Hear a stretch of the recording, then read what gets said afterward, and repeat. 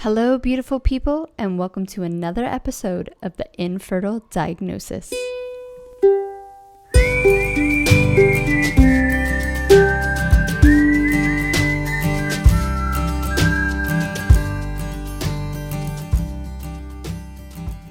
I'm your host, Monica Cox, along with Sarah Clark, and we're here to support, inspire, and educate those who are all consumed with the label of infertility. We totally know how you're feeling. Both Sarah and I were diagnosed with a form of infertility before we hit our 30s. We let the fertility experts dictate our past and ignored what our bodies were trying to tell us for far too long. So here we are, helping you take control of your infertile diagnosis.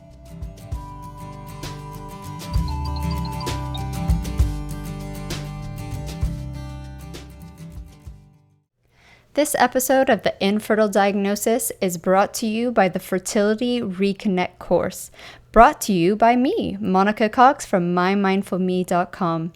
Now, this course is the course that I would have died for during my infertility years. If you are dealing with unexplained infertility, or if you know you have an autoimmune issue, including thyroid issues, this is the course that's going to get really down to what is going on in your body. We're going to discover together what food you cannot eat and what food you can eat. We're going to work on our mental health, and we're going to work together to build new, long-lasting, healthy routines and habits. So head over to the website, mymindfulme.com, pre-register and get on the list to be one of the first in line. There's only 25 seats available on this course.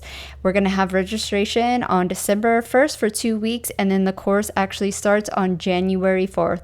So head over to the website for more information. And while you're there, you can become a Mindful Me member for free. And you can actually check out the course and have exclusive access before it goes live. So once again, head over to mymindfulme.com and check out the Fertility Reconnect course. Hi, welcome back to another infertile diagnosis. We're on episode 15, and today we are talking about what do I do when I get conflicting advice from doctors, coaches, acupuncturists, and other fertility specialists? And I think this can fall into the realm of everything, right? Like what to eat, your mindset, what treatment to do. I know for us, we always say hindsight's a bitch, but sometimes I feel really lucky that there wasn't a lot of advice out there, because I would have tried it. Well, I did try it all. Every advice out there, I tried and listened. Yeah. And yeah, you know what, the one piece of advice that most, let's say like holistic fertility specialists told me, don't eat bananas. Oh, with the sugar, the chocolate. I don't know. I think it was the sugar. The acupuncturist talked about it being a cold food. Oh yeah, because it's tropical. It's not in your grown in your region. Yeah, the iridologist talked about it not being good for your spleen, and that it actually doesn't have as much, is it potassium in it? Like the potassium is the like little stringy bits that you throw off, so you don't actually get, most is because it's like that bitter taste. Yeah. But yeah, that was like my one consistent piece of advice. No banana. Huh. Random. Yeah. I don't like. I think and we just talked about this before, but kind of being, because there's lots of stuff on the internet, obviously, about what to do, right? And so from these different people, to me, if you're going to IVF and you're down that route to do the functional medicine, like you have to take, or in functional nutrition, functional health coaching, you have to take a break in here because if you're doing it at the same time, so if someone comes to me and they're like, oh, I got an IVF coming up in the next month, my recommendation would be like, okay, let's dig into the mindfulness piece.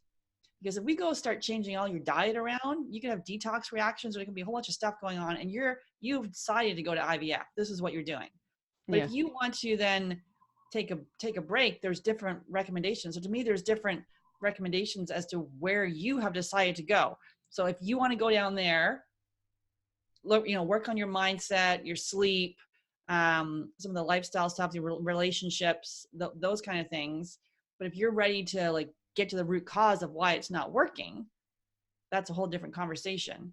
And really, like we like the probably same as you is like that whole roundtable approach where you're in the middle and you have the practitioners all around you, but you're your own advocate. Because a lot of times we just go over to the person in the white coat. They know best. They know me better than me. Whereas you know your body better than the practitioner is, to assemble your team and use them not all at once, but as you see fit, as you go through this, and really being like questioning and seeing what's right for you. And if it feels right for you, to go to IVF at this stage, that's where you want to be. But then you'll take some different steps. Whereas if you're saying, I want to do things naturally, it'll look differently. Yeah, and I think it's hard because a lot of the time, well, most of the time, let's say, most of us just go straight to the doctor. Yeah. So the doctor is going to say one thing, right? And if your doctor is saying change up your diet and your lifestyle, then you have an amazing doctor, You but really most, do. I would say, aren't saying that at the Yeah. moment. And then so when you go to see, fertility specialists, most of them are on the holistic side and have, an opinion of, change your diet and your lifestyle, and use our whatever is acupuncture, reflexology, iridology along the side of those changes. But then at the same time, for me, I experienced no one saying that until I saw a functional medicine practitioner.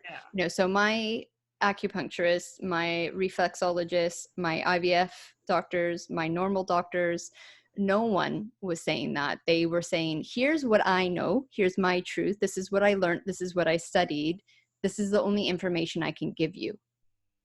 So I think when you're using a bunch of people around you that are very not like-minded, they have different opinions, they've come from different studies, different backgrounds, you're going to get really overwhelmed with their advice of what they think is best. And in my experience, um, if I had to do it all over again, it would be finding someone who helps you understand you the best from the inside out. So even when I saw my functional medicine practitioner, it still took us a really long time to get down to my root cause. And I don't know why. It's not a bad thing or a right thing. That's just the thing that happened. He was super knowledgeable about everything. We just didn't, I don't know, we just didn't get there. And now looking back, even after a year of doing paleo, I still wasn't feeling my best. I still was having like stomach issues and poo issues. And they weren't necessarily as great as they were before, but yeah, for me, when you get all this conflicting advice, is you really have to step back, and it's probably one of the hardest things to do, and trust yourself and start listening to your body. And maybe, okay, going down a route of whoever you trust and doing the thing that they suggest, but when it doesn't work, stepping away and going, okay, that did not work for me. Yeah, and we do obviously a lot of talking on the podcast, but like as a coach, I'm all about listening. I literally will ask questions and have people reflect on what's right for them. So if one of my couples comes to me and they want to do, they want to do the functional approach for a little while and they're ready to go to IVF, there's no judgment. Yeah. I go along with what they want to do, and we'll talk about kind of things to prepare them for that piece of it. But it is really to I, I, I guess from a functional side of things, some practitioners are using like old testing. Like we see it where they're like, oh, I'm going to go over here to this person, and they're using testing that we haven't used in years. So there's like a risk of using outdated testing if you're with some of your practitioners. So I think that like that's what we've seen. And then a lot of times people will say they want to do like with a practitioner, they want a local person. Mm-hmm. And then that piece, like, I don't know, I think people with the local, they want someone local, but really, does that person really have an open door policy? And really Yeah. getting someone that's online, you then, or a team approach, then that person can then help, is able to respond faster. It's just some of the couple of things we've seen, but it's more, you've got to pick a practitioner that resonates with you. Typically, someone that's gone through infertility it will have a better idea, because there can even be functional practitioners that if they haven't gone through infertility, they're not going to get the whole mindset, emotional side of this piece, because that piece is equally as important. Because if you just go functional, they're just going to do lab tests. Yeah. They're going to miss all the mindset and how this impacts every aspect of your life.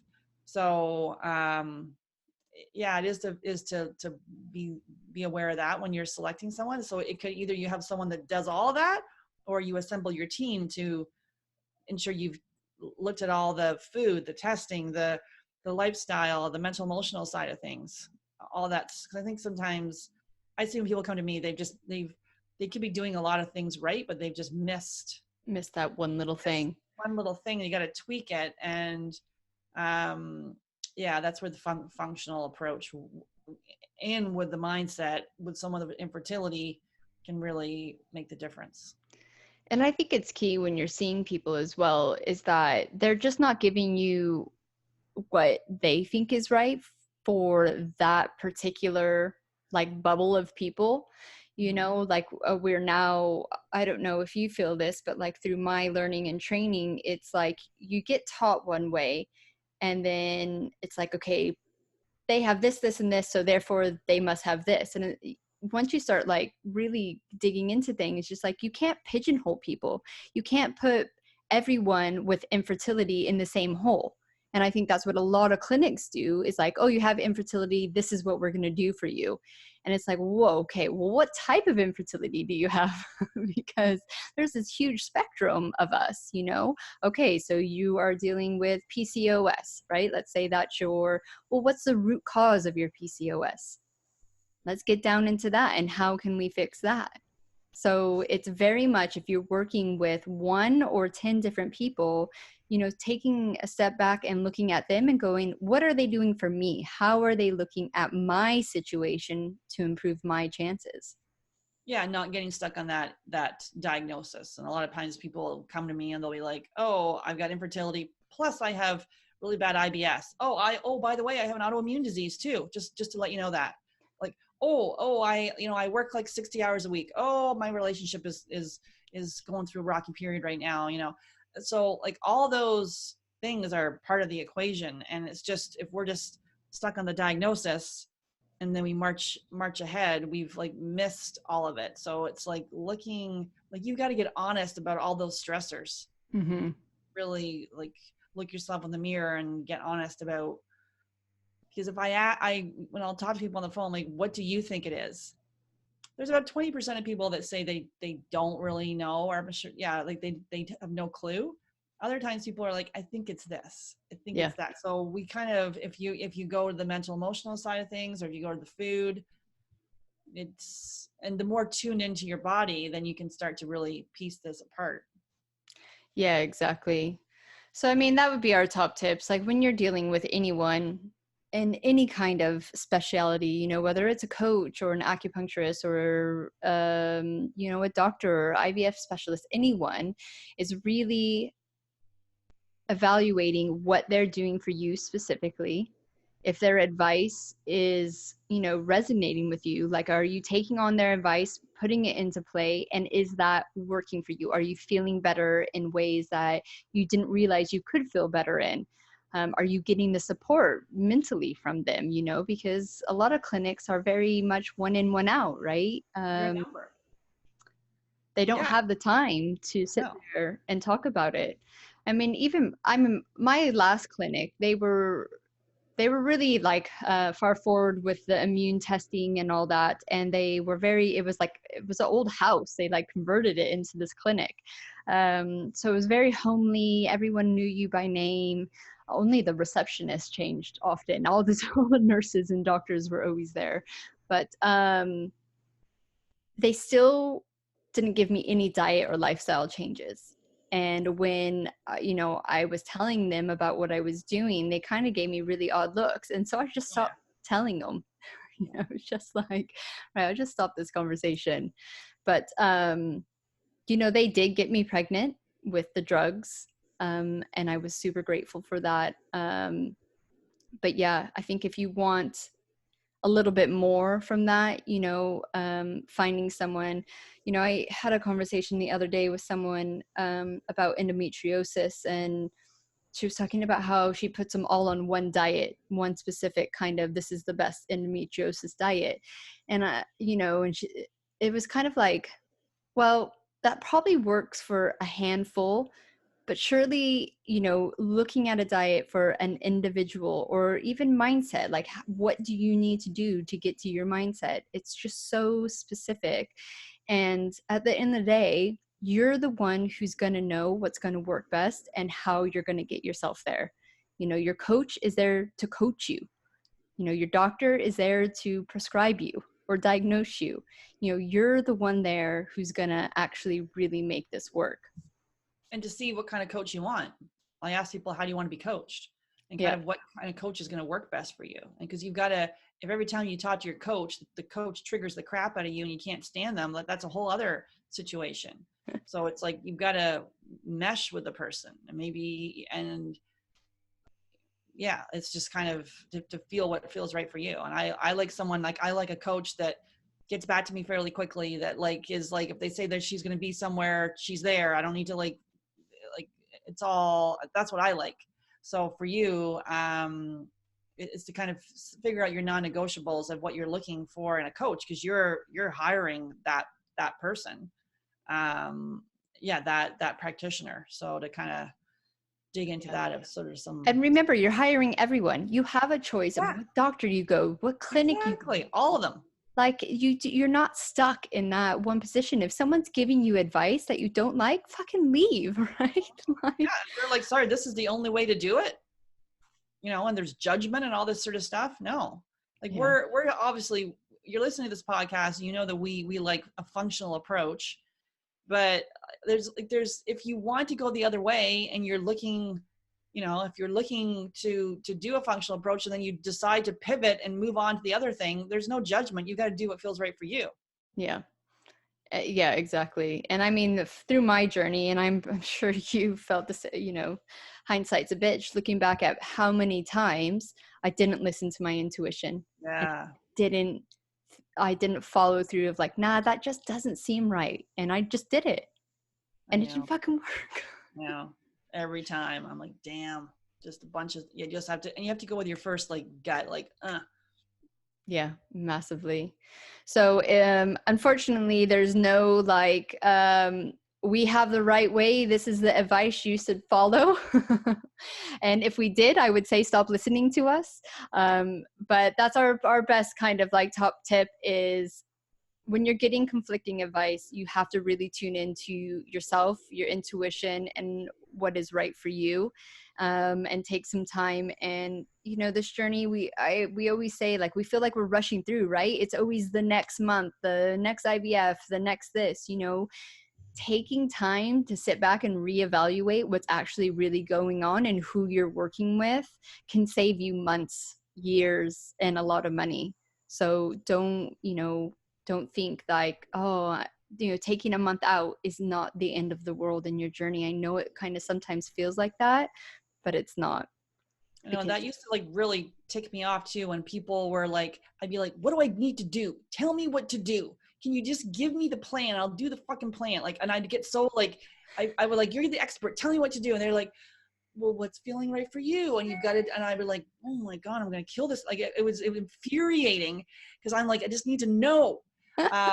And so that's a whole thing to get through as well, because now as I've like eased up a little bit and realized that, yeah, there is some like gray, and we've got to kind of like move through this and actually what's going to work for me. And, obviously my program has a plan and there's like a thing to it, but, yeah, if you're like, give me the thing, like that's a whole other issue. Right. And the thing is like, if you're like that, sometimes people just give it to you and it's not your thing. No, it won't work because it's Right? not yours. Because you didn't really listen to your body. You were just like, so like, give me the thing. I want this to work now, blah, blah, blah, blah, blah. Yep. But yeah, taking steps back to move forward. Oh, the good old cliche. Oh, I hope we're like being useful to someone, you know? Oh, but anyways, it's gonna be a short and sweet episode this week. I hope this helps in some sort of way, and yeah, we will see you next week for our Q&A. Goodbye. A few more things before you go. If you like what we're doing, please leave a review and or a rating. We would greatly appreciate it, and it would totally help us out. Also, if you like to connect with either of us, you can find me, Monica, over at mymindfulme.com, and you can connect with Sarah over on fabfertile.com. All the links you need to find us on our websites, our social media, any products we talk about, book, special offers, or any guests that we have on, you're going to find all that information in the show notes. So that's it. Thank you once again for being with us here on the Infertile Diagnosis, and have a beautiful day.